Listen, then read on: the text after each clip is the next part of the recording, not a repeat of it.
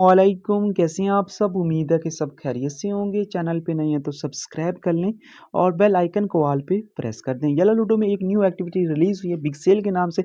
तो हर महीने कोई ना कोई बिग सेल लगाया जाता है, एक रूम थीम का, एक प्रोफाइल कार्ड का। तो इस महीने भी एक रूम थीम, एक प्रोफाइल कार्ड न्यू ऐड करके बिग सेल के ऊपर लगाया जाता है, जिसमें हमें इवनिंग स्टेशन की रूम थीम दिखाई दे रही है, जो हम इस एक्टिविटी के दौरान 9,799 डायमंड का परचेज़ कर सकते हैं।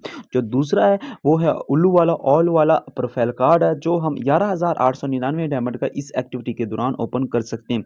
बाद में भी ये दोनों डायमंड के ऊपर ही रहेंगे, आप इनको डायमंड के ऊपर ही परचेज कर सकोगे, लेकिन इसकी प्राइस बढ़ जाएगी। रूम थीम 14,000 का हो जाएगा और ये प्रोफाइल कार्ड 16,999 डायमंड का आपको परचेज करना पड़ेगा।